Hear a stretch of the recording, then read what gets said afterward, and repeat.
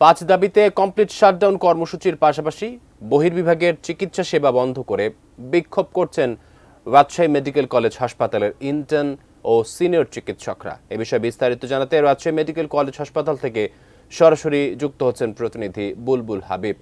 বুলবুল, আপনার কাছ থেকে জানতে চাচ্ছি, রাজশাহী মেডিকেলে বর্তমান পরিস্থিতি কি দেখছেন, তাদের দাবি দাওয়া কি, বিস্তারিত জানাবেন।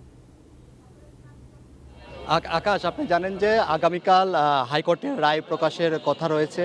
সেখানে হাইকোর্টের যে পূর্ণাঙ্গ রায়, যে চিকিৎসকরা 5 দফা দাবিতে আন্দোলন করছে, সেই পূর্ণাঙ্গ রায় প্রকাশের দাবিতে তারা এই কর্মবিরতি এবং বিক্ষোভ কর্মসূচি সেখানে পালন করছেন। এবং আমরা দেখেছি যে বেলা 11টা থেকে রাজশাহী মেডিকেল কলেজের আউটডোরের চিকিৎসা সেবা সম্পূর্ণ বন্ধ করে দেওয়া হয়েছে এবং জরুরি বিভাগের শুধু রোগী ভর্তি কার্যক্রম চালু রয়েছে এবং জরুরি বিভাগের চিকিৎসা ছাড়া সব কিছুই আসলে বন্ধ রয়েছে। এবং সেখানে আমরা দেখেছি ইন্টার্ন চিকিৎসকের পাশাপাশি মিড লেভেলে যারা চিকিৎসক রয়েছেন, প্রাইভেট যারা ডক্টর রয়েছেন এবং যারা সিনিয়র চিকিৎসক রয়েছেন, তারাও কিন্তু একাত্মতা প্রকাশ করে এই কর্মসূচি পালন করছেন। তারা রাজশাহী মেডিকেল কলেজের আউটডোর থেকে বিক্ষোভ নিয়ে এখন মেডিকেল কলেজের সামনে এখানে কর্মসূচি পালন করবেন। এবং যারা সিনিয়র চিকিৎসক রয়েছেন, তারা কিন্তু বিকেল থেকে কোনো প্রাইভেট প্র্যাকটিস করবেন না, এরকমও ঘোষণা দিয়েছেন। তাদের দাবি যে ডক্টরদেরকে ডক্টর হিসেবে মূল্যায়ন করতে হবে। তো আমরা একটু যদি দাবিগুলো জেনে নেওয়ার চেষ্টা করি, একটু যদি বলেন স্যার, যে আপনি তো প্রিন্সিপাল হিসেবে আছেন, আপনাদের দাবিগুলো একটু যদি বলেন।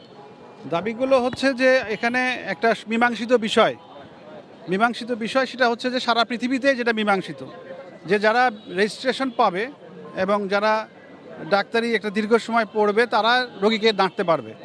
মানে human subject is very important. এখানে যে কেউ এটা নাড়তে পারবে না এবং তাকে রেজিস্ট্রেশনও দেওয়া হবে না, এটা সারা পৃথিবীতে। তো আমি খুবই ব্যথিত এবং বিস্মিত যে বাংলাদেশে এই জায়গাটাও একটা কনক্লুশনে যেতে পারছে না, হাইকোর্টের সমাধান নেওয়া যাচ্ছে। আমি নিঃসন্দেহে, এটা আপনারা জানেন, হাইকোর্টে মুহুরি বসে, মুহুরি যদি বিচারপতি হতে চায় তাহলে কীরকম হবে, সেটা কি ভালো হবে? সেটা তো কখনোই সে পারবে না। অতএব এই হিউম্যান সাবজেক্টটাকে হ্যান্ডেল করা অনেক কঠিন ব্যাপার এবং অনেক শিক্ষা লাগে।